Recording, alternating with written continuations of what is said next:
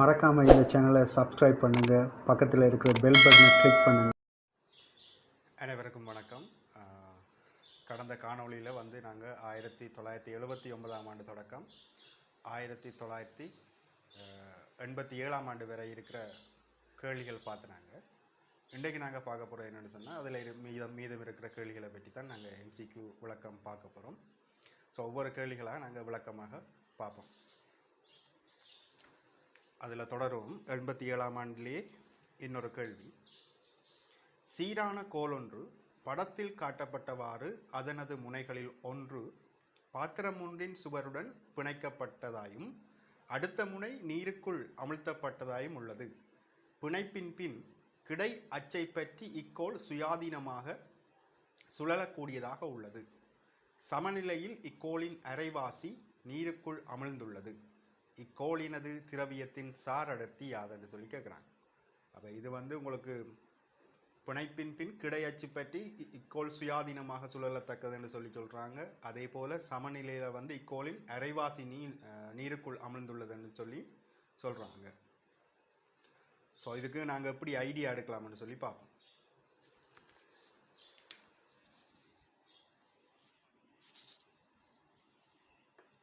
அப்போ சமநிலையில் இருக்கிற நேரம் நான் இந்த கேள்வியை எடுக்கிறேன். சமநிலையில் இருக்கைக்குள்ள நீருக்குள்ள இந்த கோளினது அரைவாசி நீளம் இருக்குமென்று சொல்கிறாங்க.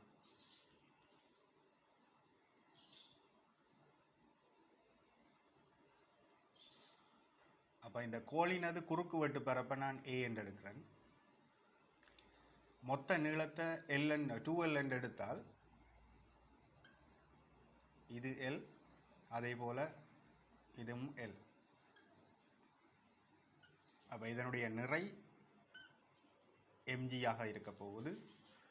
புவியீர்ப்பு மையம், அதாவது புவியீர்ப்பு மையத்தில் இதனுடைய நிறை தொழிற்படும். அதே போல் மேலுதைப்பை பார்த்தீங்கன்னு சொன்னால் இந்த திரவத்துக்குள் அமிழ்ந்திருக்கிற பகுதியினுடைய மையம், அதான் அந்த மீயுந்தல் மையம் என்று சொல்லுவோம். அதை நாங்கள் U என்று எடுப்போம். அதில் தான் மேலுதைப்பு தொழிற்பட போது அதை நான் U என்று எடுக்கிறேன். அந்த மேலுதைப்பு தொழிற்படுற புள்ளி தான் மீயுந்தல் மையம் என்று சொல்லுவோம். இப்போ திரவத்துக்குள்ள இவ்வாறு இருக்க போகுது.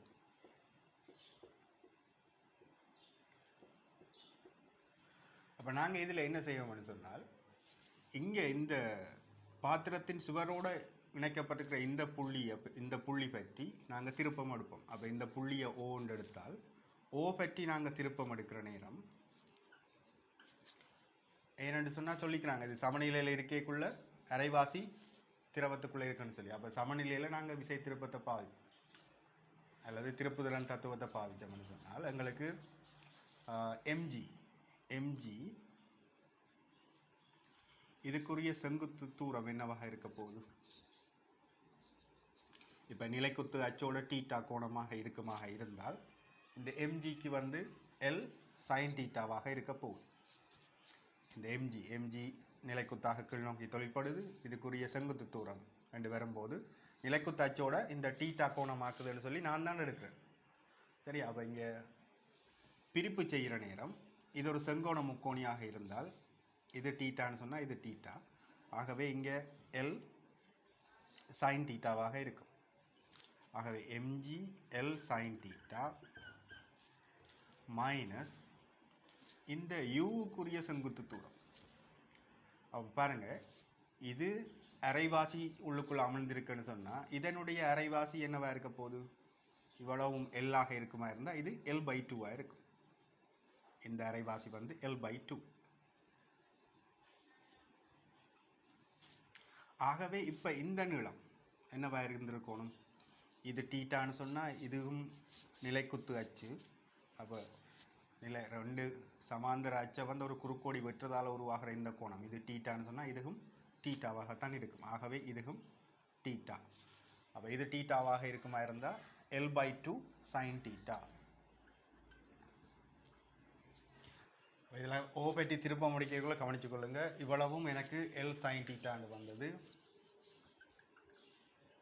அதோட இந்த L/2 sin தீட்டா கூட்டுப்பட போகுது. ஆகவே L சக L/2 sin தீட்டா. அதில் இருந்து L பொது எடுத்தாச்சு. அப்போ L வெட்டு பற்றும். இங்கே எம்ஜி சைன் டீட்டா சய யூ, இங்கே 1 சக அரை எண்டு இருக்குது சைன் டீட்டா. எல்லா இடத்துலையும் சைன் டீட்டா வெட்டுப்பட்டுரும். ஆகவே எம்ஜி சமன் இது எப்படி போடலாம், 3/2 யூ ஒன்று போடலாம். இப்போ நாங்கள் இதில் கவனிப்போம் என்னென்னு சொன்னால், இந்த திரவியத்தின் சாரடர்த்தி காணணும் என்றால் இந்த திரவியத்தின் சாரடர்த்தியை எப்படி கொண்டுடலாம் என்று பார்ப்போம். இதில் பாருங்கள், எம்ஜி என்றது இந்த கோளினது மொத்த நிறை. ஆகவே எனக்கு திணிவுக்கு பதிலாக அடர்த்தி தர கனவளவை போடலாம். அப்போ இந்த கோளினுடைய அடர்த்தியை நான்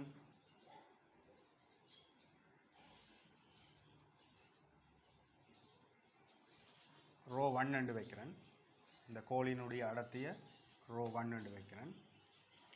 ஆகவே அடர்த்தி தர இந்த மொத்த கனவளவு குறுக்குவெட்டு பரப்பு தர மொத்த நீளம் 2L G சமன் அதே போல் 3/2 U மேலுதைப்புக்கு பதிலாக V ரோ G. இந்த இங்கே போட வேண்டிய V வந்து பார்த்தீங்கன்னு சொன்னால் திரவத்துக்குள்ளே அமிழ்ந்திருக்கிற இந்த கனவளவு. ஆகவே இங்கே இதுக்குள்ளே இருக்கிற கனவளவு பார்த்தோம்னு சொன்னால் குறுக்குவெட்டு பரப்பு தர நீளம் இடம்பெயர்க்கப்பட்ட பாயினுடைய அடர்த்தி இது நாங்கள் ரோ WG ஒன்று போடுவோம் தர G V ரோ G தானே. அப்போ இங்கே எங்களுக்கு பிரிபடக்கூடியது என்று பார்த்தோம்னு சொன்னால் ALG ரெண்டு பக்கமும் இருக்குது. மற்றது உங்கள்கிட்ட கேட்டது சாரடர்த்தி. அப்போ இது நீர், இந்த கோளின் அடர்த்தியை வந்து நீரினுடைய அடர்த்தி சார்பாக சொன்னோம்னு சொன்னால் அதுதான் சாரடர்த்தியாக இருக்கும்.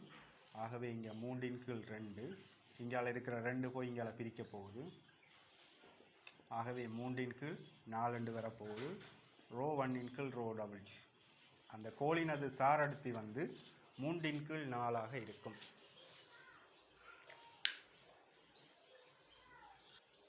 ஸோ இந்த கேள்விக்குரிய ஆன்சரை பார்த்தீங்கன்னு சொன்னால் 3/4 4வது ஆன்சர்.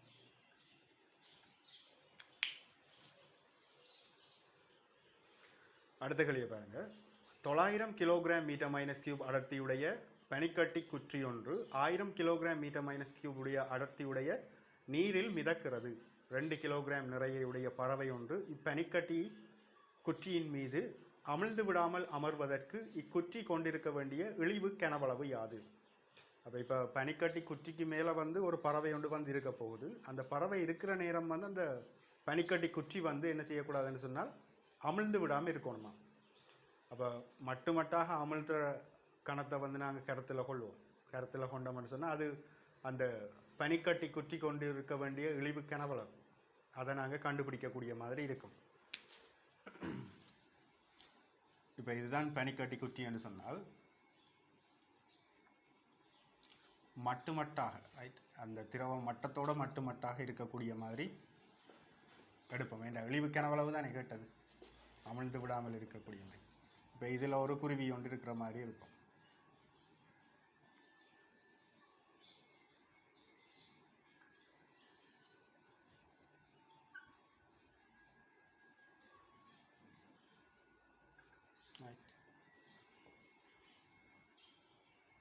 இந்த பனிக்கட்டிக்கு மேலே ஒரு குருவி ஒன்று இருக்கு. இப்போ இந்த பனிக்கட்டிக்கு ஒரு நிறை ஒன்று இருக்கும். இந்த பனிக்கட்டியின் மீது திரவத்தால் வழங்கப்பட்ட மேலுதை கொண்டிருக்கும். அதே போல் இந்த குருவியினது நிறை வந்து இங்கே தொழில்பட போகும். அப்போ இங்கே எடுப்போம். தொகுதியினுடைய சமநிலைக்கு எடுத்தோம்னு சொன்னால் இங்கே பனிக்கட்டியினுடைய நிறைய எம்ஜி என்று போடுவோம். இதில் உங்களுக்கு எல்லாம் தரப்பட்டிருக்கு பெருமானங்கள். பனிக்கட்டியினுடைய அடர்த்தி 900, நீரினுடைய அடர்த்தி 1000 என்று தாராங்க. இந்த பறவை வந்து 20 கிலோகிராம் எடுத்து தாராங்க, 2 கிலோகிராம் எடுத்து தாராங்க. ஆகவே அது 20 நியூட்டன்.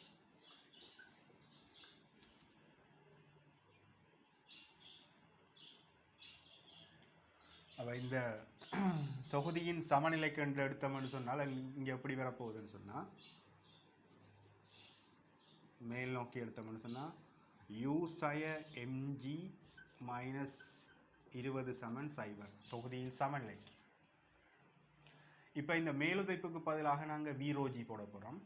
அப்போ இந்த கனவளவு V இடம்பெயர்க்கப்பட்ட பாயினுடைய அடர்த்தி 1000 தர G மைனஸ்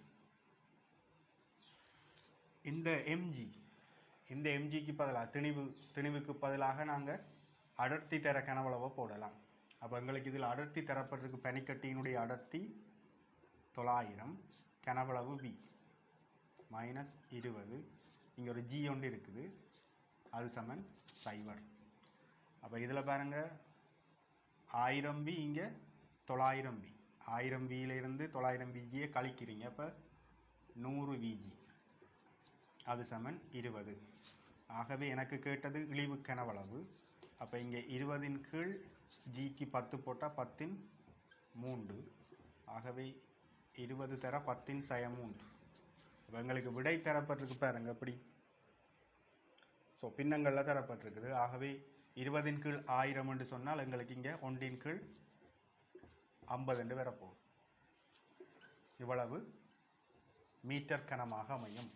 1 கீழ் 50 மீட்டர் கனம் இரண்டாவது ஆன்சர்.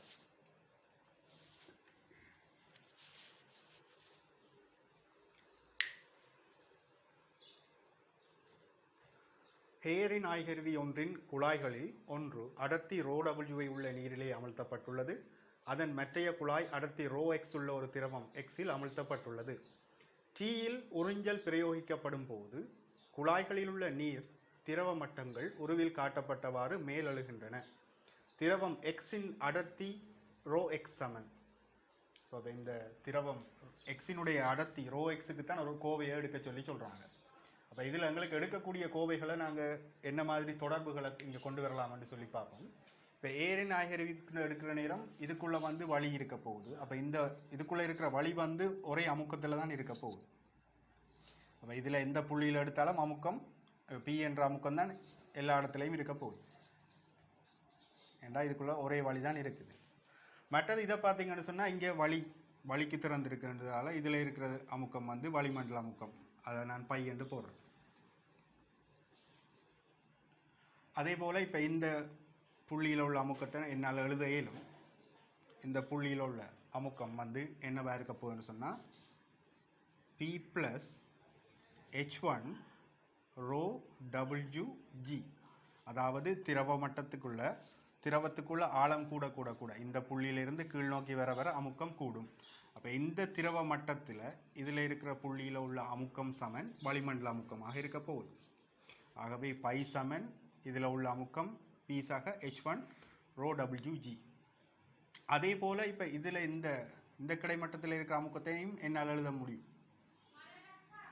எழுதினால் எப்படி வரப்போகுது?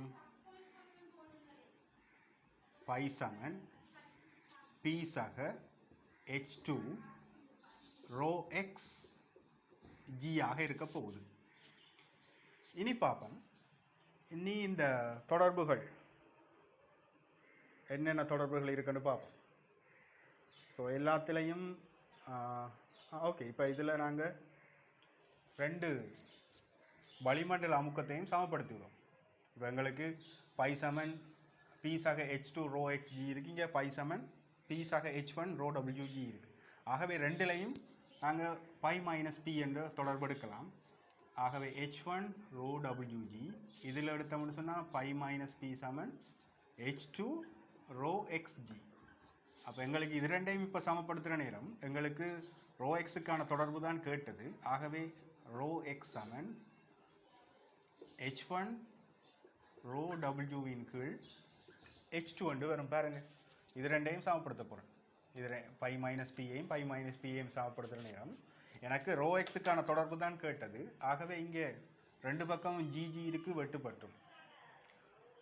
ஸோ ρx சமன் இங்கே H1 ρWவின் கீழ் இங்கே H2 பெருக்கி கொண்டிருக்குது, அங்கால போனால் பிரிபடும். ஆகவே H1 ρWவின் கீழ் H2 என்ற விடை இருக்குதான்னு பாருங்க.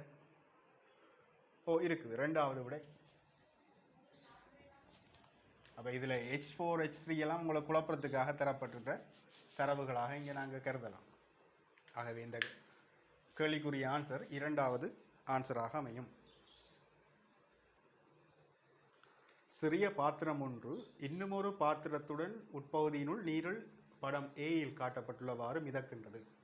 பெரிய பாத்திரத்துக்குள்ள திரவம் ஒன்று இருக்குது, அதுக்குள்ளே இன்னொரு பாத்திரம் சின்ன பாத்திரம் ஒன்று வைக்கப்பட்டிருக்குது. சாதாரணமாக வைக்கப்படுற நேரம் எங்களுக்கு திரவ மட்ட உயரம் h1 இருக்க போகுது. நீரை விட கூடிய அடர்த்தியுடைய பொருள் ஒன்று இச்சிறிய பாத்திரத்தின் உள்ள படம் பியில் இங்கே வைக்கிறது. பியில் வைக்கப்படுற நேரம் அதே பாத்திரத்துள் படம் பியில் காட்டப்பட்டுள்ளவாறு வைக்கப்பட்டுள்ளது. ஓகே, அடுத்தது பின்னர் அதே பொருள் படம் சியில் காட்டப்பட்டுள்ளவாறு நீரில் அமிழ்த்தப்பட்டுள்ளது. நீர் மட்டங்களின் உயரங்களான h1, h2, h3 ஆகியவற்றின் பின்வருவற்றுள் எவ்விதம் அமையும் என்று சொல்லி கேட்குறாங்க.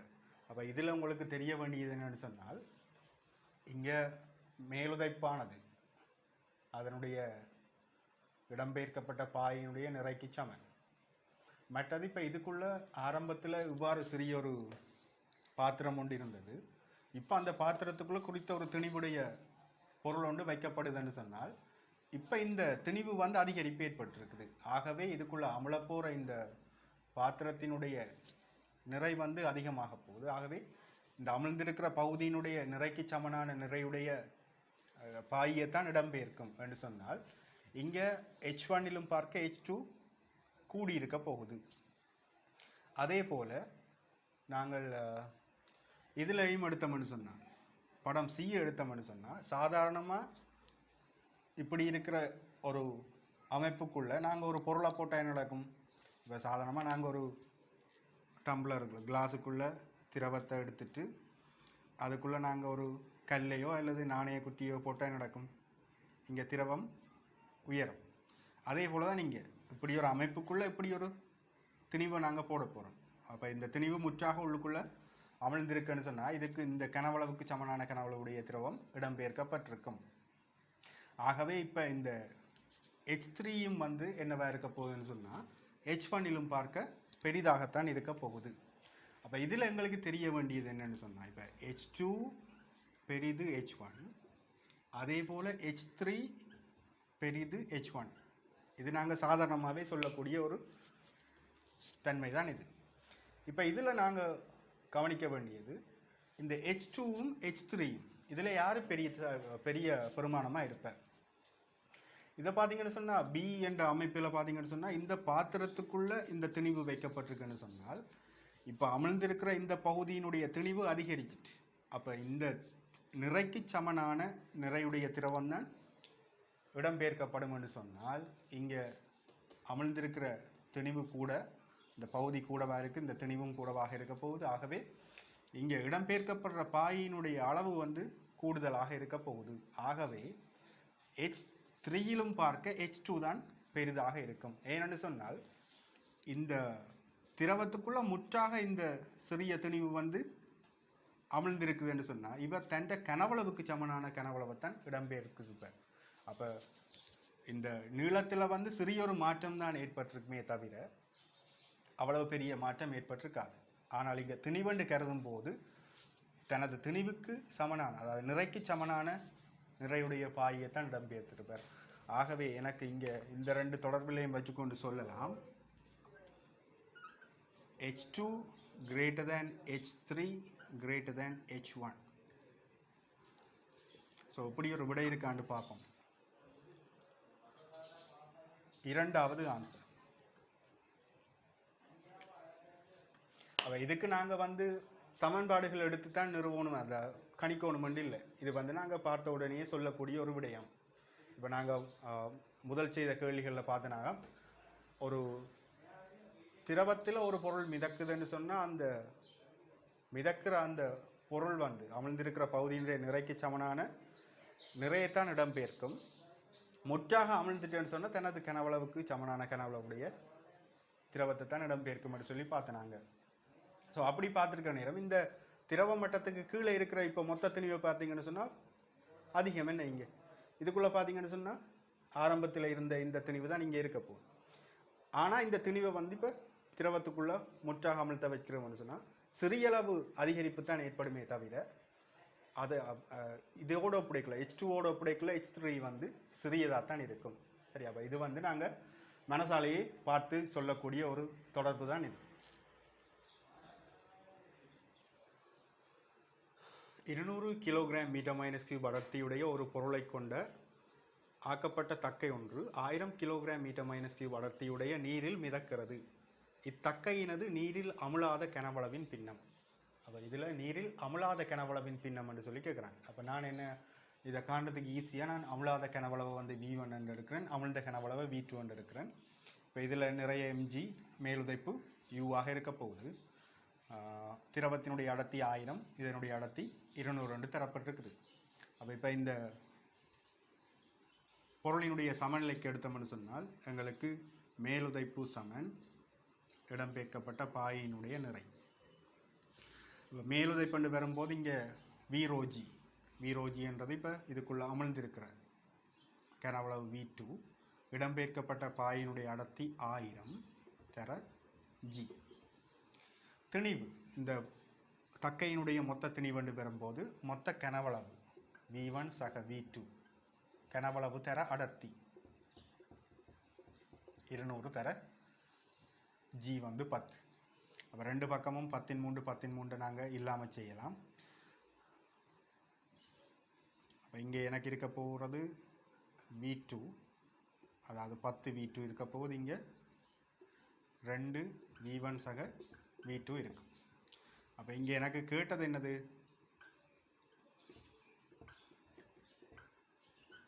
அமுலாத பகுதியினுடைய பின்னம் தான் கேட்டது.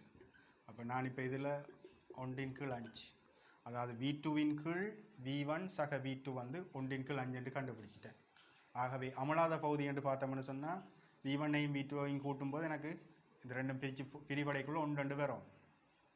அப்போ மிச்சம் இருக்க போகிறது என்று பார்த்தோம்னு சொன்னால் V1 கீழ் V1 சக V2. ஆகவே எங்களுக்கு இதில் 4 கீழ் 5 வரும். V2 கீழ் V1 சக V2 வந்து 1 கீழ் 5, 5 பிரித்த ஒரு பங்கு அமிழ்ந்திருக்குதுன்னு சொன்னால் அமிழாமல் இருக்கிறது வந்து 5 பிரித்த 4 பங்கு. ஸோ அப்படி ஒரு விடை இருக்கான்னு பார்த்தீங்கன்னு சொன்னால் 5வது விடை. கேட்டது அமுலாத பகுதியினுடைய பின்னம், அமுலாத கனவளவின் பின்னம் யாது? அப்போ மொத்த கனவளவில் எவ்வளவு கனவளவு அமுலாமல் இருக்குன்னு சொன்னோம்னு சொன்னால் சரி.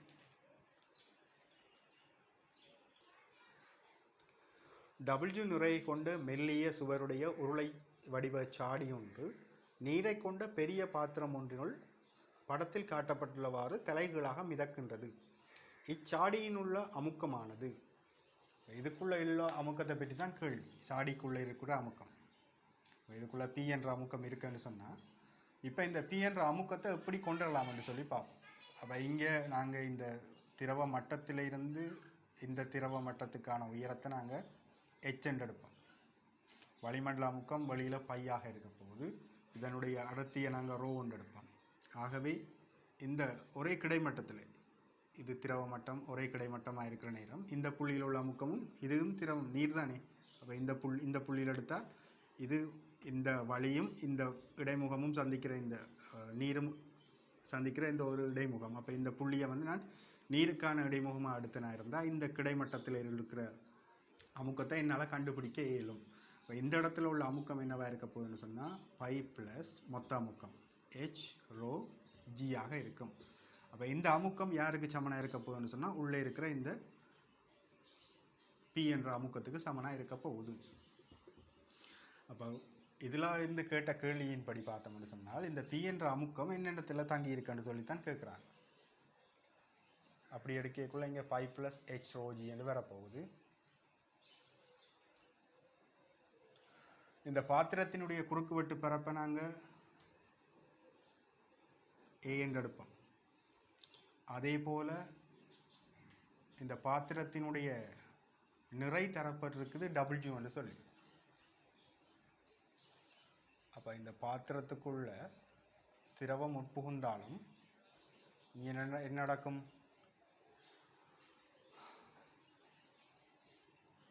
இந்த திரவத்தால் ஒரு அமுக்கம் ஒன்று பிரயோகிக்கப்படுமா இருந்தால் நாங்கள் விசைக்கான தொடர்பு எழுதலாம். விசை சமன் அமுக்கம் சமன் விசையின் கீழ் பரப்பு.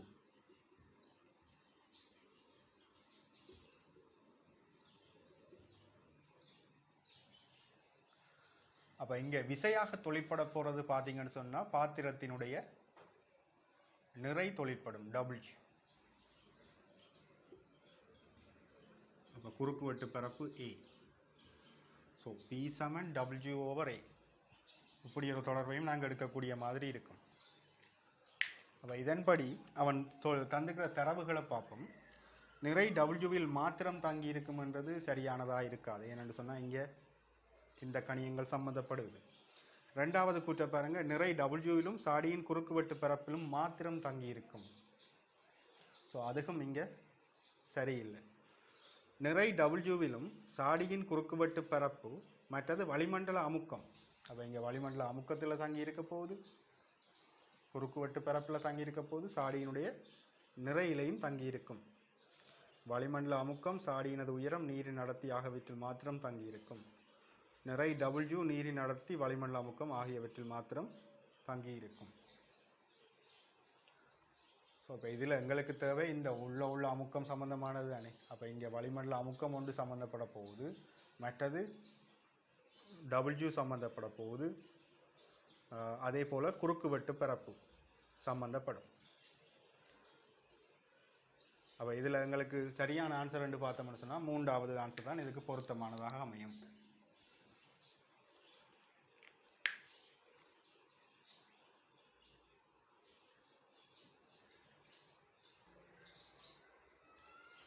நாலு தர 10⁻⁴ மீட்டர் கனம் கனவளவுடைய உலோக பந்தொன்று ரசம் நீர் இடைமுகத்தில் படத்தில் காட்டப்பட்டுள்ளவாறு அதன் ஒரு அரைப்பகுதி ரசத்தில் அமிழ்ந்திருக்கும் வகையில் மிதக்கின்றது. ரசத்தினதும் நீரினதும் அடர்த்திகள் முறையே 1.36 தர 10⁴, 1 தர 13 ஆயிருப்பின் வழியில் இப்பந்தின் நிறை யாதென்று சொல்லி கேட்குறாங்க.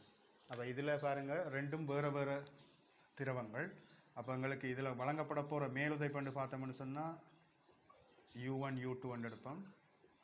இந்த U1 U2 யாருக்கு சமனாக இருக்க போகிறோன்னா இந்த கோலத்தினுடைய மொத்த நிறைக்கு சமனாக இருக்கும்.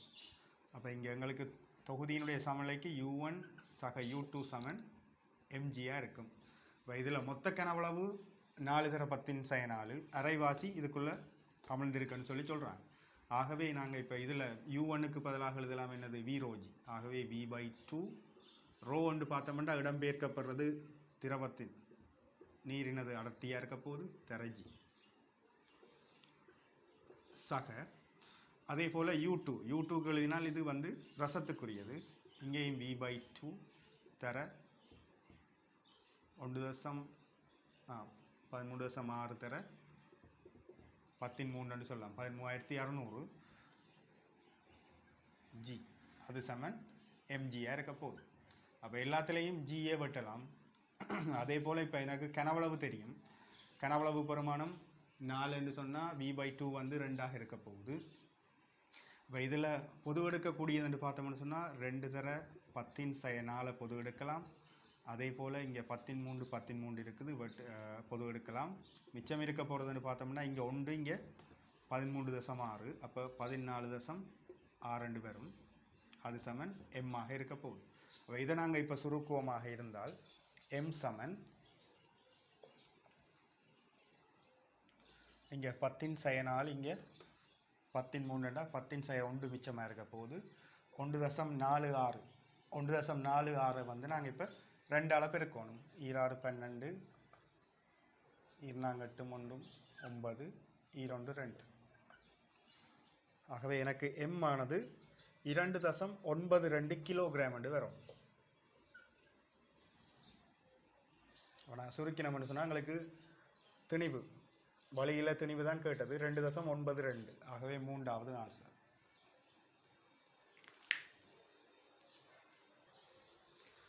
சரி, இந்த கேள்வியை பாருங்கள். மாறா தடிப்பையுடைய பனிக்கட்டி குச்சி ஒன்று கடல் நீரிலே அதன் 1 சென்டிமீட்டரானது நீர்மட்டத்துக்கு மேலே தோற்றுமாறு மிதக்கின்றது. பனிக்கட்டி கடல் நீர் ஆகியவற்றின் அடர்த்திகள் முறையே 930 1030 எனில் பனிக்கட்டி குச்சியின் மொத்த தடிப்பு யாதுன்னு சொல்லி கேட்குறாங்க. அப்போ நாங்கள் இதில் என்ன செய்வோம்னு சொன்னால் இந்த அமிழ்ந்திருக்கிற இந்த கனவளவு இதை நாங்கள் வி என்று எடுப்போம். அப்போ இந்த எம்ஜி சமன் அதாவது மேலுதைப்பாக இருக்க போகுது யூ சமன் எம்ஜி. அப்போ இங்கே மேலுதைப்புண்டு வரும்போது எங்களுக்கு யூ சமன் வி ரோஜி என்ற தொடர்பு எனக்கு தெரியும். மேலுதைப்பு இடம்பெயர்க்கப்பட்ட பாயினுடைய நிறைக்கு சமன். அப்போ நான் இப்போ இந்த தடிப்பை வேணுமெண்டா எக்ஸ் என்று போடலாம். இதனுடைய குறுக்கு வெட்டை நாங்கள் ஏ என்று வச்சுருக்கோம். ஸோ இப்போ இதில் இருக்கிற நேரடியாக காணும் குறுக்கு வெட்டு பரப்பு தர நீளம் தானே. அப்போ ஏஎக்ஸ் இடம்பெயர்க்கப்பட்ட பாயினுடைய அடர்த்தி 1030 தர ஜி, அது சமன் எம்ஜி. இதனுடைய நிறை எங்களுக்கு தெரியாது, ஆனால் எங்களுக்கு இந்த பனிக்கட்டியினுடைய அடர்த்தி தெரியும். அடர்த்தி வரும்போது எங்களுக்கு அடர்த்தி சமன் திணிவின் கீழ் கனவளவு. ஆகவே திணிவு சமன் அடர்த்தி தர கனவளவு 930 தர இதனுடைய மொத்த கனவளவு என்று வரும்போது எக்ஸாக 1 தர குறுக்குவெட்டு பரப்பு ஏ தர ஜி. அடர்த்தி தர கனவளவு அங்கே ஜி இருக்க போகுது. அப்போ ரெண்டு பக்கமும் ஜிஜி இல்லாமல் போயிடும். இங்கே நான் எக்ஸை வந்து சென்டிமீட்டர்லேயே வச்சுருக்கோம். அப்போ இங்கேயும் எக்ஸாக 1 சென்டிமீட்டரில் இருக்கும். அப்போ சென்டிமீட்டர் வெட்டுப்பற்றும். ஆகவே இங்கே எனக்கு தேவையானது 1030 எக்ஸ் சமன் 930 எக்ஸாக 1. அப்போ இங்கே 1030 எக்ஸில் இருந்து 930 எக்ஸ் கழிவிட போகுது. மிச்சம் இருக்க போகிறது 930. அப்போ இதில் கழிச்சோம்னு சொன்னால் எங்களுக்கு 0.02 100 மிச்சமாக இருக்கும். 100 எக்ஸ் சமன் 930. ஆகவே எக்ஸ் சமன் 9.32 வரப்போகுது.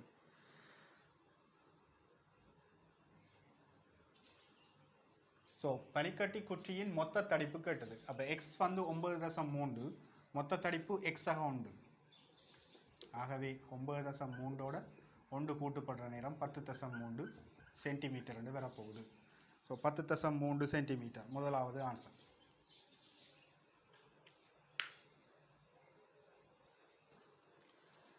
ஏபிசி ஆகிய 3 பாத்திரங்கள் படத்தில் காட்டப்பட்டுள்ளவாறு ஒரே மட்டத்திற்கு நீரினால் நிரப்பப்பட்டுள்ளன. எல்லா பாத்திரங்களும் சர்வசமனான அடிப்பரப்பளவையும் திணிவையும் கொண்டுள்ளன. பாத்திரங்கள் ஏபிசி ஆகியவற்றின் அடிப்புறங்களின் மீது நீரின் காரணமாக தாக்கும் விளையுள் விசைகள் முறையே FA, FB, FC ஆகும். தராசின் மீது வைக்கப்படும் போது நீருடனான ஒவ்வொரு பாத்திரங்களினதும் நிறைமுறையே WA, WB, WC என்பவற்றினால் தரப்படுமாயின். அப்போ இதில் உங்களுக்கு தரப்பட்டிருக்கு எல்லா பாத்திரங்களும் சர்வசமனான அடிப்பரப்பளவையும் திணிவையும் கொண்டுள்ளன. பாத்திரங்களினுடைய அடிப்பரப்பு வந்து சர்வசமன் என்றும் சொல்லி சொல்கிறாங்க. அதே போல் எங்களுக்கு திணிவும் வந்து சர்வசமனானவை என்று சொல்லி தரப்படுது. இப்போ இந்த 3 பாத்திரங்களையும் நாங்கள் ஒரே பாத்திரத்துக்குள்ளே வரக்கூடிய, அதாவது 3ஐயும் சேர்த்து கீறிப்பாப்போம் எப்படி வரும்னு சொல்லி. இதில் குறுக்குவெட்டு பரப்பு ஏ என்று சொன்னால் இதில் குறுக்குவெட்டு பரப்புமே, இதில் குறுக்குவெட்டு பரப்புமே எல்லா திரவ மட்டங்களும் எச்சாக தான் இருக்க போகுது. அப்போ நான் இப்போ என்ன செய்ய போகிறேன்னு சொன்னால் இந்த பாத்திரங்களை எல்லாமே ஒரே அடிப்பரப்பு தானே. அப்போ இந்த கனவளவு வந்து இவ்வாறு நாங்கள் கண்டுபிடிப்போம்.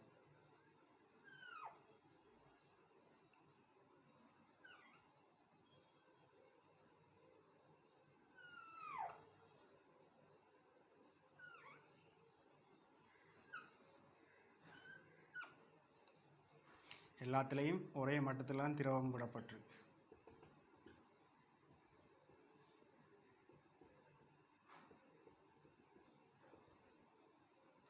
இப்போ இதில் பார்த்தீங்கன்னு சொன்னால் கனவளவு குறைஞ்சால், அதாவது இது அடிப்பரப்பு ஏ, எல்லாத்துக்கும் ஒரே பரப்பு ஒரே நீர் மட்டத்தில் திரவம் விடப்பட்டிருக்குன்னு சொன்னால் இங்கே பாருங்கள், பாத்திரத்தினுடைய திணிவு எல்லாத்துக்கும் சமனாகத்தான் இருக்கும். ஆனால் இங்கே பாத்திரத்தோடு இந்த திரவம் அடுக்கைக்குள்ள WA, இங்கே WB, இங்கே WC என்று இருந்தது. அப்போ நாங்கள் கனவளவு வச்சு ஒப்பிட்டு பார்த்தோம்னு சொன்னால் இந்த வடிவத்தினுடைய கனவளவிலும் பார்க்க, அப்போ இதாவது கனவளவு நாங்கள் ஒப்பிட்டு சொன்னோம்னா VCயை விட VB கனவளவு கூடினாலாக இருப்பார், அதே போல் விபியை விட விஏ கனவளவு கூடினாலாக இருக்க போகிறேன். இப்போ கனவளவு கூடன்னு சொன்னால் அதுக்குள்ளே வச்சிருக்க போகிற திரவத்தினுடைய அளவும் வந்து கூடவாக இருக்க போகுது. ஆகவே நாங்கள் நிறைகளை பற்றி சொல்லுவோமா இருந்தால் எங்களுக்கு WA WBயை விட பெருசு, WB WCயை விட பெரிது. ஆனால் இது வளிமண்டல அமுக்கம் P என்று சொன்னால் இந்த திரவத்துக்குள்ள நிலைக்குத்தாக போகும். நிலைக்குத்தாகத்தான் நாங்கள் இந்த திரவ அமுக்கத்தை நாங்கள் பார்ப்போம். ஆகவே அடியில் உள்ள அமுக்கம் என்று பார்த்தோம்னா இங்கே அடியில் உள்ள அமுக்கம் வந்து என்னவா இருக்க போகுதுன்னு சொன்னால் இந்த வளிமண்டல அமுக்கம் பையாக இருக்குமா இருந்தால் மொத்த அமுக்கம் இந்த இடத்துல அடிப்பரப்பில் உள்ள மொத்த அமுக்கம் என்னவா இருக்கும்னு சொன்னால் பை ப்ளஸ் H ரோஜியாக இருக்கும். இதனுடைய அடர்த்தி ரோவாக இருக்குமா இருந்தால் அடிப்பரப்பில் எல்லா பாத்திரங்களுக்கும் அமுக்கம் வந்து பை ப்ளஸ் H ரோஜியாகத்தான் இருக்கும். இது வந்து மொத்த அமுக்கம், வளிமண்டல அமுக்கம் ப்ளஸ் திரவ அமுக்கம், இதை சேர்த்து தான் நாங்கள் மொத்த அமுக்கம்னு சொல்லுவோம்.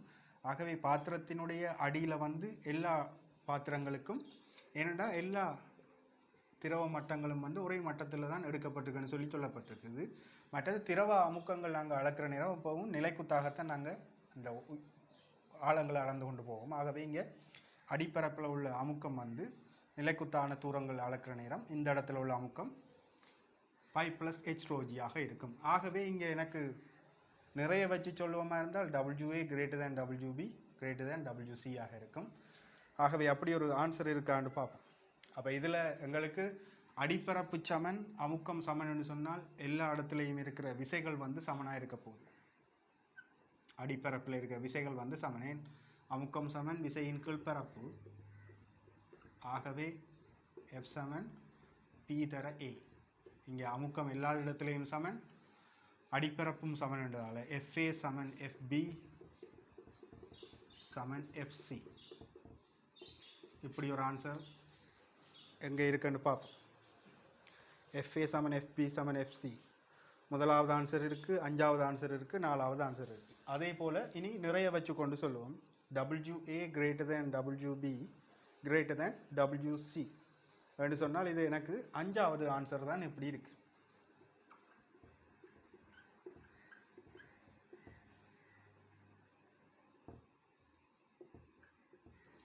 அப்போ நான் எப்படி இந்த நிறைய கண்டுபிடிச்சேன்னு சொன்னால் இந்த பாத்திரத்தினுடைய வடிவங்களை வச்சுக்கொண்டு யார் கனவளவு கூடன்னு சொல்லி பார்த்தனோ அதை வச்சுக்கொண்டு நாங்கள் இதை இலகுவாக எடுக்கக்கூடிய மாதிரி இருக்கும். ஆகவே இதுக்கு பார்த்தோம்னு சொன்னால் விடை வந்து ஐந்தாவது ஆன்சர்.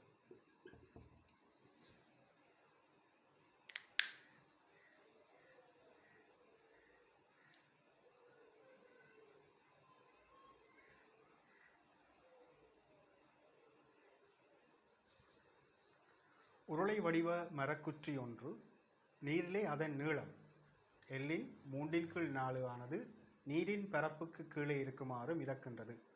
இம்மரக்குற்றிக்கு சர்வசமனான மரக்குற்றி ஒன்றிலிருந்து செய்யப்பட்ட மரப்பாத்திரம் ஒன்று அதன் நீளம் எல்லின் அரை பங்கு உருவில் காட்டப்பட்டுள்ளவாறு நீரினுள்ளே இருக்குமாறு மிதக்க காணப்பட்டுள்ளது. பாத்திரத்தில் உள்ள மரத்தின் கனவளவின் கீழ் குற்றியில் உள்ள மரத்தின் கனவளவு எனும் விகிதம். இப்போ இதில் தரப்பட்டிருக்கு பார்த்தீங்கன்னு சொன்னால் மொத்த நீளம் எல்லுன்னு சொன்னால் இதில் அமர்ந்திருக்கிறது வந்து 3/4 L. அதே போல் இது L/2. இப்போ இந்த கனவளவை தான் கேட்குறாங்க. அப்போ நான் என்ன செய்கிறேன்டா இதுக்குள்ளே அமர்ந்திருக்கிற கனவளவை நான் V1 என்று போடுறேன். இதுக்குள்ளே அமர்ந்திருக்கிற மொத்த கனவளவு வந்து V2. என்ன சொன்னால் இது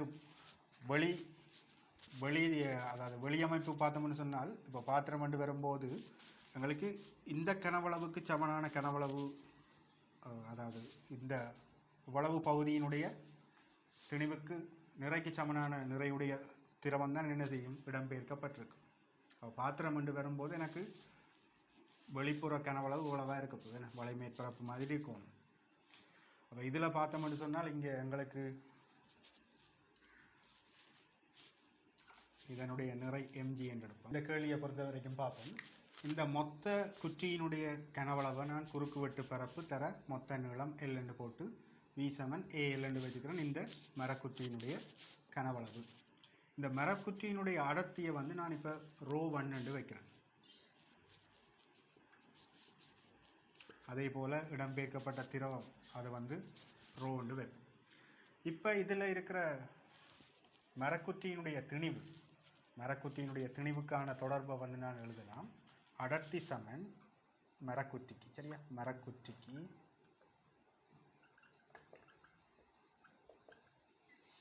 அடர்த்தி சமன் திணிவின் கீழ் இதனுடைய கனவளவு v. இப்போ இந்த இடத்துல நாங்கள் அமர்ந்திருக்கிற பகுதி 3/4L என்று தரப்பட்டிருக்குது. ஆகவே நாங்கள் இப்போ இந்த மரக்குற்றியினுடைய சமநிலைக்கு u1 சமன் mg. அதே போல் இப்போ இந்த மரக்குற்றியை பாவிச்சு நாங்கள் ஒரு பாத்திரம் ஒன்று செய்திருக்கிறோம். இப்போ இந்த பகுதி வெறுமையாக இருக்குதுன்னு சொன்னால் இங்கே திணிவு நிறை மாறப்போகுது m1g என்று வரப்போகுது. இப்போ u1க்கு பதிலாக நாங்கள் போடலாம். இதுக்குள்ளே அமிழ்ந்திருக்கிற கனவளவு என்று பார்த்தோம்னு சொன்னால் 3/4L தர குறுக்குவெட்டு பரப்பு A இடப்பெயர்க்கப்பட்ட பாயினுடைய அடர்த்தி ரோ தர g அது சமன் இங்கே இருக்கிற mg. mக்கு பதிலாக நான் என்ன போடலாம்?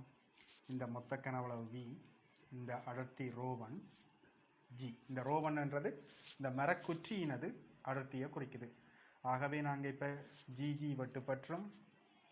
அதே போல் நாங்கள் இங்கே நம்ம சொன்னால் இப்போ 3/4 ரோ, இந்த எல் தர ஏ என்றது தான் மொத்த கனவளவு வியை குறிக்குது. அப்போ இந்த ஏஎல்லும் இந்த வியும் பிரிவட்டு இல்லாமல் போயிடும். ஆகவே மரக்குற்றியினுடைய அடர்த்திக்கும் இந்த திரவத்தின் அடர்த்திக்குமான தொடர்பு வந்து 3/4 ரோ சமன் ρ1ஆக அமையும். அப்போ இதில் இருந்து நாங்கள் ρ1க்கான தொடர்பு எடுத்து வச்சுக்கிறோம். ρ1 சமன் 3/4 ரோ. இதையும் வச்சுருப்போம், எங்களுக்கு எங்கேயாவது ஒரு சந்தர்ப்பத்தில் இது பயன்படலாம். இனி ரெண்டாவது உருவில் பார்த்தோம்னு சொன்னால் இந்த இடத்துல நாங்கள் u2 சமன் m1g. இப்போ இந்த இடத்துல இவ்வளவு அதாவது நடுவில் இருந்த மரக்குற்றியை வந்து நாங்கள் எடுத்துட்டோம், வெளியில் எடுத்துட்டோம்னா இப்படி ஒரு பாத்திரமாக வந்துட்டு இப்போ இந்த கனவளவு v1 தர g ஆக இருக்க போகுது. இப்போ நாங்கள் பார்ப்போம். இப்போ இதில் நாங்கள் AL ரோவின் கீழ் 2 v1 ρ1. இப்போ எனக்கு தேவையானது இந்த v1க்கான தொடர்பை கண்டுபிடிக்கும். அப்போ இங்கே நாங்கள் பார்ப்போம். A தர Lன்றது கேபிட்டல் V, மொத்த கனவளவு கொடுக்கலாம். அதே போல் இந்த ρ1க்கும் ரோவுக்குமான தொடர்பு பார்த்தீங்கன்னு சொன்னால் ρ1 கீழ் ரோவை வந்து 3/4 என்று போடலாம். அப்போ இந்த ρ1 அங்கே பிரிக்கிற நேரம் எனக்கு இங்கே v தர ½ சமன் v1 தர இந்த ρ1 கீழ் ரோவுக்கு பதிலாக 3/4 போடலாம். அப்போ இதில் உங்கள்கிட்ட கேட்ட விகிதம் என்று பார்த்தீங்கன்னு சொன்னால் என்ன விகிதம்? பாத்திரத்தில் உள்ள மரத்தின் கனவளவு, மரத்தின் கனவளவுண்டா v1க்கும் அந்த மொத்த பாத்திரத்தின் கனவளவு மரக்குற்றியினுடைய கனவளவு vக்குமான தொடர்பு. ஆகவே v1 கீழ் v சமன் இந்த 4 குறுக்கு பெருக்கம் பண்ணும்போது இங்கே எங்களுக்கு 2 இருக்க போகுது. இந்த 3 கீழே வந்து பிரிக்க போகுது. ஆகவே 2/3 என்ற ஆன்சர், 5வது ஆன்சர்.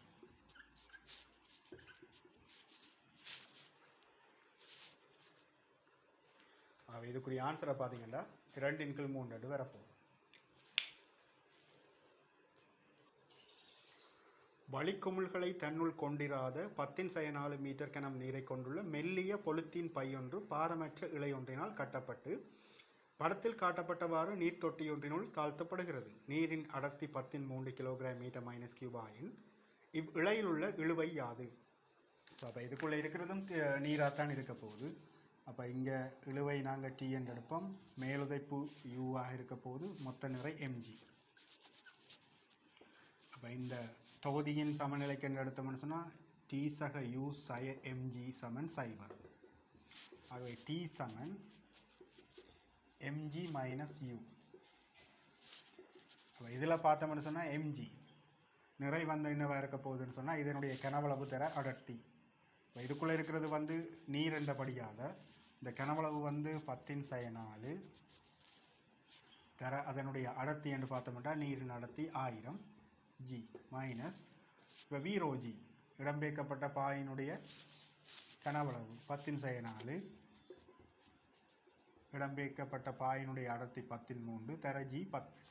அப்போ ரெண்டுமே ஒரே பெருமானம். ஆகவே இழுவை வந்து 0, 5வது ஆன்சராக அமையும்.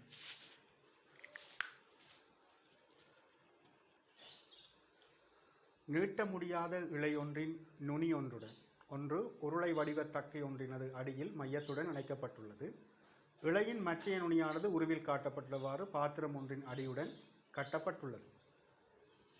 இப்பாத்திரத்தில் படிப்படியாக நீர் விடப்படுகின்றது. நீரின் மட்டமானது ஏயிலிருந்து பியிற்கு எழும்போது உயரம் எச்சுடன் இழையிலுள்ள இழுவை T மாறும் விதத்தை பின்வரும் வளைகளுள் எது மிகச்சிறந்த முறையில் வகை குறிக்கும்?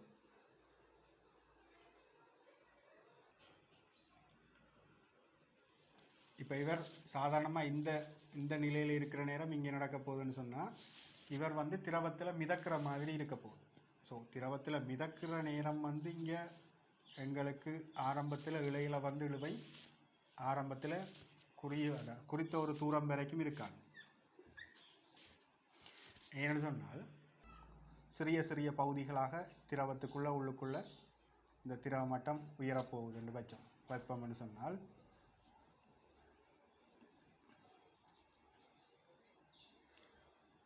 இதுக்கு சமனான நிறையுடைய திரவம் இடம்பெயர்க்கப்படும். அதே போல் இதுக்கு சமனான நிறையுடைய திரவம் இடம்பெயர்க்கப்படும். ஆரம்பத்தில் எச்சுக்கு ஒரு குறித்த ஒரு பெருமானம் இருக்கும் வரைக்கும் T வந்து 0 தான் இருக்க போகுது. இழையில் எந்த ஒரு விஷயம் இருக்காது. அதன் பிறகு குறித்த ஒரு சந்தர்ப்பத்துக்கு எடுத்தமாக இருந்தால் இப்போ இவ்வளவும் திரவ மட்டம் உயர்ந்துட்டு என்று சொன்னால் இப்போ மேலுதைப்பு இருக்க போகுது. இதனுடைய நிறை தொழிற்படும். அதே போல் இதில் இழுவை T இருக்க போகுது. அப்போ இந்த இழுவை என்று வரும்போது கீழ் நோக்கித்தான் இருக்க போகுது. அப்போ இந்த மரக்குற்றியின் சமநிலைக்கு நாங்கள் எடுத்தமாக இருந்தால் T சக mg மைனஸ் u சமன் 0. அப்போ இங்கே T சமன் u சக mg என்று வரப்போகுது. அப்போ இதில் பாருங்கள், இங்கே u என்றவர் வந்து வீரோஜியை குறிக்கும் மைனஸ் mg. இந்த mg என்றது இந்த மரக்குற்றியினுடைய நிறை, அது மாறாது இந்த இழுவிசை. மற்றது இந்த v என்று வரும்போது இந்த ஹோடு நாங்கள் குறுக்கு வெட்டு பரப்பு a ரோ g தர h என்று போடலாம். அதாவது இந்த கனவளவு குறுக்கு வெட்டு பரப்பு தர நீளம் என்று போடலாம் மைனஸ் mg. அப்போ இந்த வடிவம் பார்த்தீங்கன்னு சொன்னால் எங்களுக்கு T சமன் a rho g into h minus mg என்று வருது. அப்போ y சமன்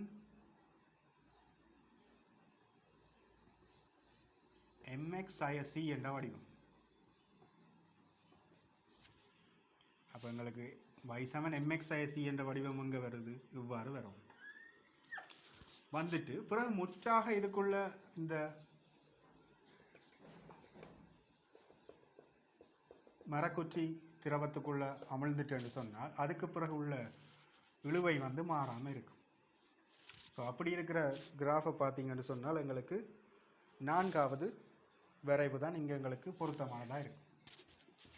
ஏன்னு சொன்னால் இவர் இப்போ இப்போ அமிழ்கிற பகுதிகள் அதிகரித்து கொண்டு போக இதுக்குள்ளே இருக்கிற அமிழ்ந்திருக்கிற அந்த பகுதியினுடைய நிறைக்கு சமனான நிறையுடைய திரவத்தை இடம்பெயர்ப்பார். முற்றாக அமிழ்ந்த பிறகு நடக்கும் இங்கே திணிவு சம்பந்தமான எந்த ஒரு விஷயமும் இருக்காது. கனவளவு தான் சம்பந்தப்பட போகுது. ஸோ ஆகவே இங்கே எங்களுக்கு இழுவை வந்து குறித்த ஒரு உயரத்துக்கு பிறகு மாறாமல் இருக்கும். ஏன்னு சொன்னால் இந்த குத்தி வந்து முழுவதுமாக உள்ளுக்குள்ளே அமிழ்ந்துட்டுது.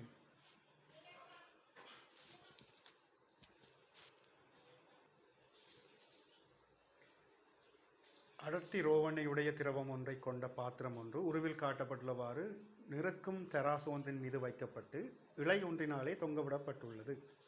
திணிவு எம்மையும் அடர்த்தி ரோட்டுவையுடைய உலோகத்துண்டு ஒன்று பாத்திரத்தில் அமிழ்த்தப்பட்டுள்ளது. இப்போது இழை வெட்டப்படுமாயின் தராசின் வாசிப்பில் ஏற்படும் மாற்றம். ஆரம்பத்தில் கட்டப்பட்டிருக்கிற நேரம் என்ன நடக்கும்னு சொன்னால் இந்த இழையில் இழுவிசை இருந்திருக்கும், அதே போல் மேலுதை போன்று இருந்திருக்கும், இங்கே நிறை ஒன்று தொழிற்பட்டிருக்கும். அப்போ ஆரம்பத்தில் இழை வெட்டப்படாத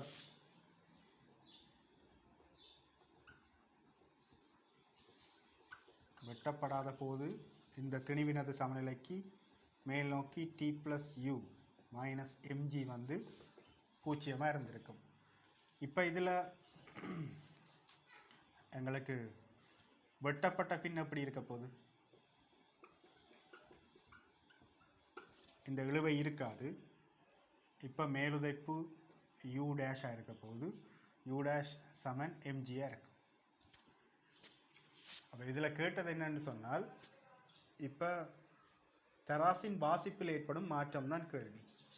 இப்போ தராசின் வாசிப்பில் ஏற்படும் மாற்றம் என்று வரும்போது எங்களுக்கு இந்த வாசிப்பெண்டு வரும்போது எங்களுக்கு இங்கே எம்ஜி மைனஸ் ஜூ டேஷ் ரைட், வெட்டப்பட்ட பின் உள்ள வாசிப்பெண்டு பார்த்தோம்னு சொன்னால் எம்ஜி மைனஸ் யூ டேஷ் என்று சொன்னால் இந்த பொருளினுடைய கீழ் நோக்கி தாக்குற விசையிலிருந்து மேல் நோக்கி தாக்குற விசையை கழிக்கும். வெட்டப்பட்ட பின் வாசிப்பு இது வெட்டப்படாத போது என்று பார்த்தோம்னு சொன்னால் இப்போ இதில் எங்களுக்கு கீழ் நோக்கி தொழிற்படுற விசைகள்லாம் தேவை. ஆகவே இதை நாங்கள் எடுத்தோம் என்று சொன்னால் எங்களுக்கு இங்கே இருக்க போகிறது வாசிப்பு mg minus U minus T. ஆகவே இப்போ இதில் எங்களுக்கு ரெண்டுக்கும் வித்தியாசம் தான் கேள்வி. ரெண்டு வாசிப்புகளுக்கும் இடையிலான வித்தியாசம் கேள்வியாக இருக்க போகுது. இப்போ எந்த இடத்துல வாசிப்பு கூடவாக இருக்குமென்னு சொன்னால், ஆரம்பத்தில் இங்கே கட்டி தொங்க விடைக்குள்ள இழுவை ஒன்று இருந்தது. அப்போ இங்கே வாசிப்பு இங்கே குறைவாக இருக்கும். இது இலை வெட்டப்பட்ட பிறகு உள்ள வாசிப்பு கூடுதலாக இருக்க போகுது. இப்போ கேட்டதின்படி பார்த்தோம்னு சொன்னால் தராசின் வாசிப்பில் ஏற்படும் மாற்றம் தான் கேள்வி. அப்போ நாங்கள் இது முதலாவது சமன்பாடு, இது ரெண்டாவது சமன்பாடு என்று எடுப்போம். ரெண்டாவது சமன்பாட்டில் இருந்து முதலாவது சமன்பாடை கழிப்போம். கழிச்சோம்னு சொன்னால் எங்களுக்கு இங்கே எம்ஜி வெட்டுப்பற்றும் இல்லாமல் போயிடும். மற்றது இப்போ இதில் எங்களுக்கு டி தெரியாது. அப்போ இந்த சந்தர்ப்பத்தில் நாங்கள் டீயை கண்டுபிடிக்கலாம்.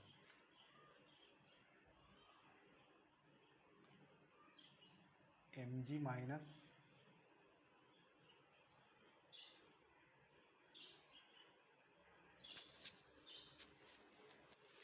இந்த சந்தர்ப்பத்தில் பார்த்தீங்கன்னா இது ஆரம்பத்தில் எப்படியும் முற்றாகத்தான் அமிழ்ந்திருக்குது. ஆகவே இங்கே இருக்கிற மேலுதைப்பு வந்து வீரோஜின்னு சொன்னால் இங்கே இருக்கிறது வந்து வெட்டப்பட்ட பின்னம் உள்ளது வந்து யூவாகத்தான், மேலுதைப்பு யூவாகத்தான் இருக்க போகுது. ஆகவே இங்கே பார்த்தோம்னு சொன்னால் இங்கே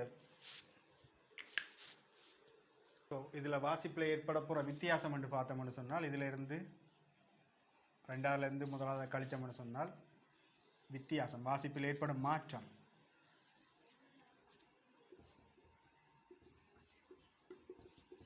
அந்த இழையில் இருந்த இழுவையாகத்தான் இருக்க போகுது. அப்போ நாங்கள் இந்த இழையில் இருக்கிற இழுவையை கண்டுபிடிச்சோம்னு சொன்னால் அதுதான் மாற்றமாக அமையும். ஆகவே நாங்கள் இந்த முதலாவது இந்த சமன்பாடில் இருந்தே நாங்கள் கண்டுபிடிக்கக்கூடியமாக இருக்கும். டி சமன் எம்ஜி மைனஸ் யூ என்ற தொடர்பில் இருந்து நாங்கள் எடுப்போம். இப்போ எம்ஜிக்கு பதிலாக நாங்கள் என்ன போடலாம்? இந்த கனவளவு வி என்று போடலாம். இந்த திணிவினது அடர்த்தி rho 2, so V rho g minus இங்கே இருக்க போகிற கனவளவுன்னு எடுத்தோம்னு சொன்னால் இந்த கனவளவு. ஆகவே வி இடம்பெயர்த்த பாயினுடைய கனவளவு ரோ 1 ஜி. இப்போ நாங்கள் இந்த கனவளவை வந்து என்ன செய்யலாம்னு சொன்னால் இங்கே திணிவு தரப்பட்டிருக்கு தானே, அப்போ திணிவு சார்பாக நாங்கள் இங்கே போடுவோம். இப்போ திணிவு சார்பாக போட்டோம்னு சொன்னால் எங்களுக்கு இந்த இடத்துல நாங்கள் திணிவை எம்மண்டே வச்சிருத்துருக்கலாம். சரியா? அப்போ இதை எம்மண்டு வச்சிருப்போம். எம்ஜி மைனஸ் இப்போ இந்த கனவளவுக்கு பதிலாக திணிவின் கீழ் அடர்த்தி ரோ 2 ரோ 1 ஜி. இப்போ டி சமன் இப்போ இதில் டி சமன் எம்ஜியை பொது எடுத்தால் 1 மைனஸ் ரோ 1 ஓவர் ரோ 2. அப்போ இங்கே மிச்சம் இருக்க போகிறது டி சமன் எம்ஜி ரோ 2 மைனஸ் ரோ 1 இன் கீழ் ரோ 2. அப்போ இந்த இழுவையை கண்டுபிடிச்சிங்கன்னு சொன்னால் இதுதான் அந்த வாசிப்பு மாற்றமாக இருக்கும். ஆகவே இப்படி ஒரு விடை இருக்கான்னு பார்ப்போம். mg 1 minus ρ1/ρ2. ஸோ இதில் ரெண்டாவது ஆன்சர்.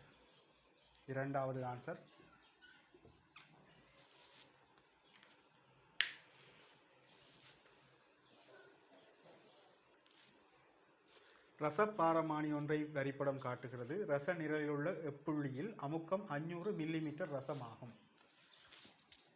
500 மில்லிமீட்டர் ரசம். ஸோ இது ஒரு அமுக்கத்தை அளக்கிற ஒரு அலகு முறை தான் இதில் தரப்பட்டிருக்கு. மில்லிமீட்டர் ரசம். சாதாரணமாக நாங்கள் அமுக்கத்தை பஸ்கல் என்ற அலகில் அளப்போம். இது வந்து மில்லிமீட்டர் ரசம் என்ற அலகில் அளக்கப்படுது.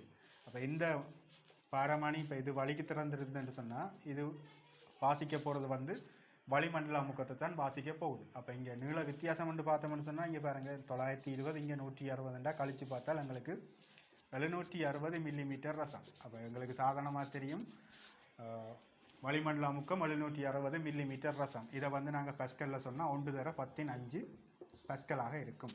அதாவது இது எப்படின்னு சொன்னால் இந்த அலகு மாற்றம் எப்படி செய்கிறோன்னு சொன்னால் 760 மில்லிமீட்டர் ரசம் என்று தரப்படுமாக இருந்தால் இதை நாங்கள் பஸ்கலுக்கு மாற்றணும் என்றால் 760 இந்த மில்லிமீட்டரை வந்து நாங்கள் மீட்டருக்கு மாற்றணும். அப்போ 10⁻3. ஸோ அப்போ இந்த வடிவத்தை ஞாபகம் வச்சுருங்க. எப்படி தரப்படுமா இருந்தால் HρG என்ற வடிவத்தை இதை கொண்டு வரணும் மட்டும் ஞாபகம் வச்சுருந்தீங்கன்னா சரி. 760 மில்லிமீட்டர் ரசம். அப்போ இங்கே ரசம் சார்பாக சொல்லப்படுதுன்னு சொன்னால் இங்கே போட வேண்டிய அடர்த்தி வந்து 13,200. அதாவது இந்த ரசத்தினுடைய அடர்த்தி தர 10. ஆகவே இதை நீங்கள் சுருக்கினீங்கன்னு சொன்னால் உங்களுக்கு கிட்டத்தட்ட 1/10⁵ பஸ்கல் என்ற பெருமானம் வரும். சில கணக்குகள் உங்களுக்கு இப்போ 720 மில்லிமீட்டர் நீர் சார்பாகவும் தரலாம். அப்போ இப்படி தரப்படுமா இருந்தால் 720 தர 10⁻3 மீட்டர். நீர் சார்பாக தரப்படுந்தால் நீரினுடைய அடர்த்தி தர G 2 போட்டு நீங்கள் இதை அலகு மாற்றம் செய்யலாம். அப்போ இதன்படி பார்த்தோம்னு சொன்னால் இங்கே வளிமண்டல அமுக்கம் எங்களுக்கு இந்த நீளம் வந்து 760 மில்லிமீட்டர் ரசமாக இருக்க போகுது. இந்த அளவிடை 160 920 தரப்பட்டிருக்கு. பட் எங்களுக்கு இந்த வாசிப்பை இது அழுத்தமானி என்ன ரசப்பாரமானி தானே. ரசப்பாரமானியில் வளிமண்டல அமுக்கம் 760. இதில் இதை கழிச்சு பாருங்கள். 0 12 6 போனால் 6 8 1 போனால் 7. 760 மில்லிமீட்டர் ரசம் என்ற வளிமண்டல அமுக்கத்தை இது வாசிக்குது. அப்போ உங்கள்ட்ட கேட்டது 500 மில்லிமீட்டர் ரசம் காட்டணும் என்றால் இது எந்த புள்ளி காட்டும்னு சொல்லி. அப்போ இது 760 என்று சொன்னால் இது கிட்ட உள்ளது B வந்து 760 கிட்டவா இருக்க போகுது. ஆகவே இதுக்கு இடையில தான் இருக்கணும். அப்படி இருக்கிற புள்ளி என்று பார்த்தா C என்ற புள்ளி தான் எங்களுக்கு இந்த வாசிப்பை காணும். அதை இதையும் நாங்கள் அலகு மாற்றம் செய்து பார்க்கலாம். அதாவது HρG என்று நாங்கள் எடுத்தமாக இருந்தால் இங்கே எங்களுக்கு எப்படி வரப்போகுது, இந்த வித்தியாசம் வந்து எங்களுக்கு 760 என்று வரணும். அப்போ இதிலிருந்து வித்தியாசம் 550 என்று வரணும் என்றால் எங்களுக்கு என்னவா இருக்கணும், 920 விட கட்டாயம் குறைவான அளவுடையத்தான் இருக்கணும். 920 விட குறைந்த அளவுடைய என்ன எங்கே இருக்குன்னு பார்த்தோம்னு சொன்னால் இங்கே எங்களுக்கு இதுக்குள் இடையில தான் எங்களுக்கு வரப்போகுது. ஸோ நாங்கள் வேணுமென்னு சொன்னால் 920 இப்போ இதில் எங்களுக்கு இதிலேருந்து இதை கழிக்கக்குள்ள தான் 760 வந்தது என்ற மாதிரி இதில் ஒரு எக்ஸ் என்ற ஒரு நீளத்தை எடுப்போம். அந்த எக்ஸ் என்ற நீளத்திலிருந்து 160 கழித்து எங்களுக்கு 500 வரணுமென்று எடுத்தோம்னா எங்களுக்கு அதை கண்டுபிடிக்கக்கூடிய மாதிரி இருக்கும். ஸோ அப்போ இதில் இருந்து நாங்கள் பார்ப்போம். எக்ஸாய 160 மில்லிமீட்டர் வந்து 500 தரணும் என்று சொன்னால் எக்ஸின் பெருமானம் என்னவாக இருந்திருக்கணும், 660 மில்லிமீட்டராக இருந்திருக்கணும். ஆகவே இதுக்கு இடையில தான் அங்கே இருக்குது.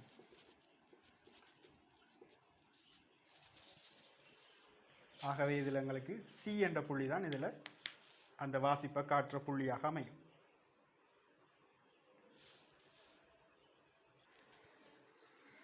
தரப்பட்டுள்ள ஜே குழாய் அதனது இரு முனைகளிலும் அடைக்கப்பட்டு அடர்த்தி ரோவையுடைய திரவம் ஒன்றை கொண்டுள்ளது. அகன்ற புயமானது ஒடுங்கிய புயத்தின் குறுக்குவெட்டு பரப்பின் இருமடங்காக குறுக்குவெட்டு பரப்பை கொண்டுள்ளது. சிறைப்படுத்தப்பட்டுள்ள வளியினது அமுக்கங்கள் P1 P2 ஆயின் P1 ஆனது ஸோ சிறைப்பிடிக்கப்பட்டுள்ள வழியின் அமுக்கங்கள். ஓகே, இப்போ இதில் நாங்கள் P2 இருக்குமா இருந்தால் இந்த புள்ளியில் உள்ள அமுக்கத்தை நாங்கள் P2 + H ρg என்று எடுக்கலாம். ஒரே திரவத்தில் கிடைமட்டத்தில் அமுக்கங்கள் சமன். ஆகவே P1 = P2 + H ρg என்று எடுக்கலாம். இப்போ இதில் தரப்பட்டிருக்க தரவுகளை பார்ப்போம்.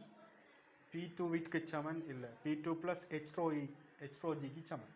இப்போ P1 வந்து P2 + H ρgக்கு சமன் என்றால் ரெண்டாவது ஆன்சர் எங்களுக்கு சரியான ஆன்சராக அமையும்.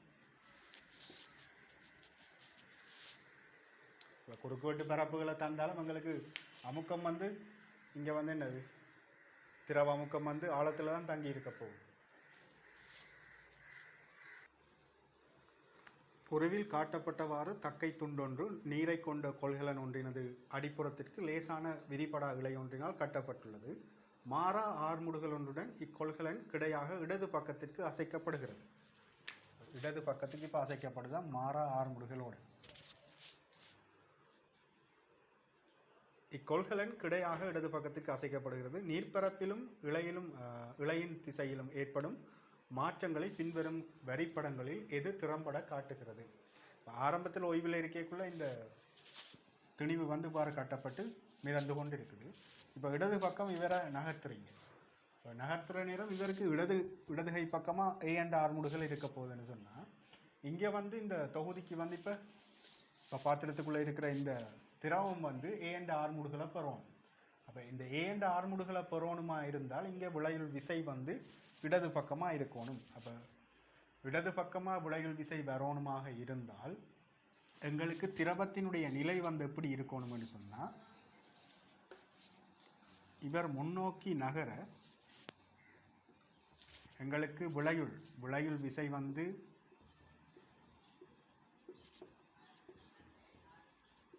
இடதுகை பக்கமாக இருக்கணும். அப்படியா இருந்தால் இந்த திரவம் என்ன செய்யும்னு சொன்னால் இவ்வாறு ஒரு அமைப்புக்கு மாறும். ஏன்னு சொன்னால் இப்போ பாருங்கள், இந்த பாத்திரத்தினுடைய இந்த குறுக்குவெட்டு பரப்புக்கும் இந்த பாத்திரத்தினுடைய இந்த பரப்பையும் பார்த்தோம்னு சொன்னால் எந்த பரப்பு கூடவோ அங்கே தான் என்ன விசை வந்து கூடுதலாக கொடுக்கப்பட போகுது.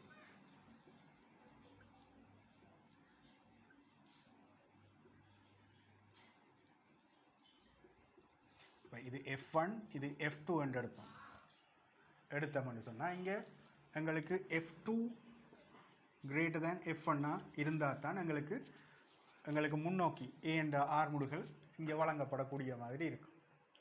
அப்போ இதில் நாங்கள் இந்த அளவு பெரிதாக இருந்தால் தான் எங்களுக்கு விசை வந்து கூடுதலாக இங்கே வழங்கப்படும். ஆகவே அதுக்காகத்தான் நாங்கள் என்ன இந்த நாங்கள் முன்னோக்கி இந்த பாத்திரத்தை நகர்த்துற நேரம் திரவம் வந்து அது பின்னோக்கி அந்த மேலெழும்பக்கூடிய மாதிரி இருக்கும். அதுக்குரிய காரணம் இதுதான்.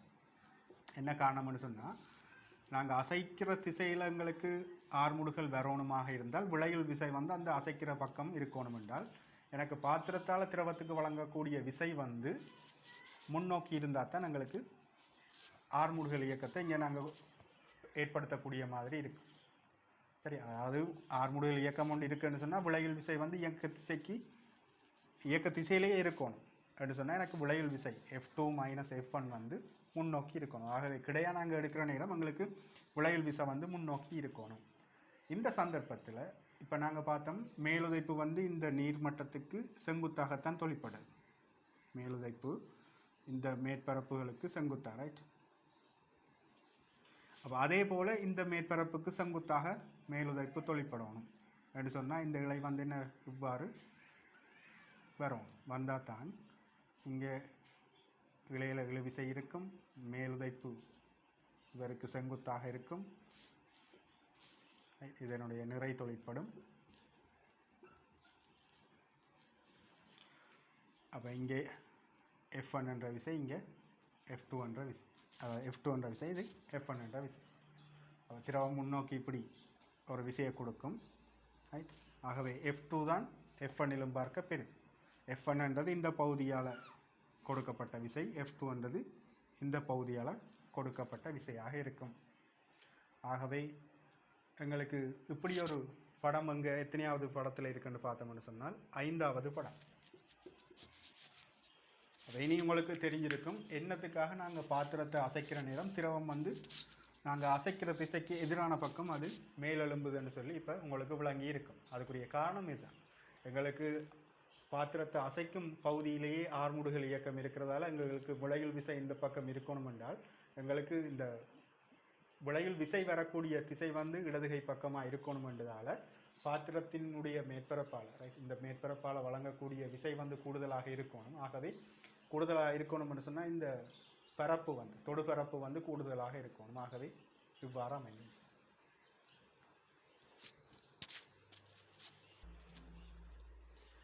வரிப்படத்திலே ஏபியானது ரோ அடர்த்தியுடைய திரவியம் ஒன்றினால் செய்யப்பட்டதும் சிக்மா அடர்த்தியுடைய திரவம் ஒன்றினுள் கொண்டுள்ள பாத்திரம். இதனுடைய அடர்த்தி திரவத்தினுடைய அடர்த்தி சிக்மா, இந்த திரவியத்தின் அடர்த்தி ரோ.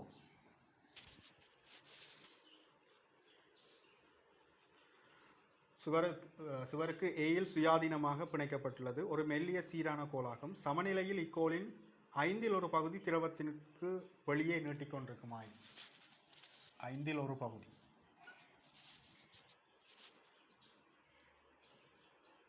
இவ் அடர்த்திகளின் விகிதம் தான் கேள்வி. அப்போ 1/5 பகுதி என்றால் உள்ளுக்குள்ள அமிழ்ந்திருக்கிறது 4/5 பகுதி. அப்போ நாங்கள் இதை கனவுல வந்து எடுக்கலாம். ஆகவே நாங்கள் ஏ பற்றி திருப்பம் எடுத்தமாக இருந்தால் இதனுடைய நிறை நடுப்பகுதியில் mg தொலைப்பட போகுது. அதே போல் இது அமிழ்ந்திருக்கிற பகுதியினுடைய நடுப்பகுதியில் மேலுதைப்பு தொலைப்படும். ஆகவே ஏ பற்றி நாங்கள் திருப்பம் எடுத்தமாக இருந்தால் எங்களுக்கு மொத்த நீளத்தை நாங்கள் இலகுவாக பிரிக்கக்கூடிய மாதிரி இருக்கும். மொத்த நீளத்தை 5L என்று எடுத்தமாக இருந்தால் எங்களுக்கு இதுக்கான செங்குத்து தூரம் ஏற்கனவே நாங்கள் முதல் ஒரு கணக்கு பிடிச்சது நாங்கள் என்ன. அப்போ இதை நாங்கள் டீட்டாண்டு எடுப்போம். டீட்டாண்டு எடுத்தால் மொத்த நீளத்தை நாங்கள் மொத்த நீளத்தை L என்று எடுப்போம். மொத்த நீளத்தை L என்று எடுப்போம். ஆகவே இங்கே எனக்கு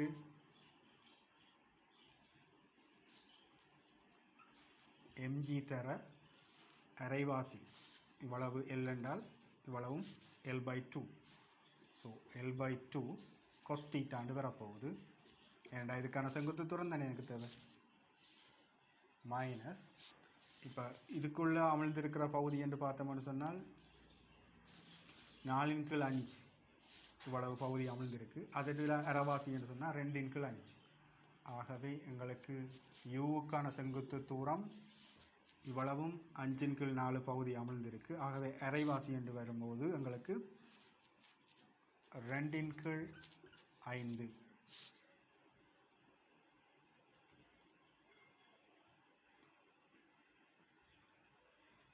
ஸோ 2/5 L என்று வரும் cos θ. அது சமன் 0. ஸோ இனி நாங்கள் cos θ L எல்லாத்தையும் வெட்டி விட்டுலாம். எங்களுக்கு இப்போ mgக்கு பதிலாக என்ன போடலாம்னு சொன்னால் இந்த திணிவண்டு வரும்போது அடர்த்தி தர கனவளவு. ஆகவே மொத்த கனவளவு v, இதனுடைய அடர்த்தி ரோ, g/2 சமன். இப்போ இந்த கனவளவு அமிழ்ந்திருக்கிற கனவளவுன்னு பார்த்தா 4/5 இடம்பெயர்க்கப்பட்ட பாயி ரோ. இங்கே ஒரு 2/5 இருக்குது v ரோ g. ஸோ அப்போ இதில் எங்களுக்கு gg வெட்டுப்பற்றும் vv வெட்டுப்பற்றும். இந்த 2 குறுக்கு பெருக்கம் பண்ணும்போது எங்களுக்கு ரோ ஓவர் சிக்மா தான் கேட்டது. ஸோ ரோ ஓவர் சிக்மாண்டு வரும்போது 2 4 நன்னாங்க 16 I5 25. ஆகவே 16/25. ஸோ முதலாவது ஆன்சர்.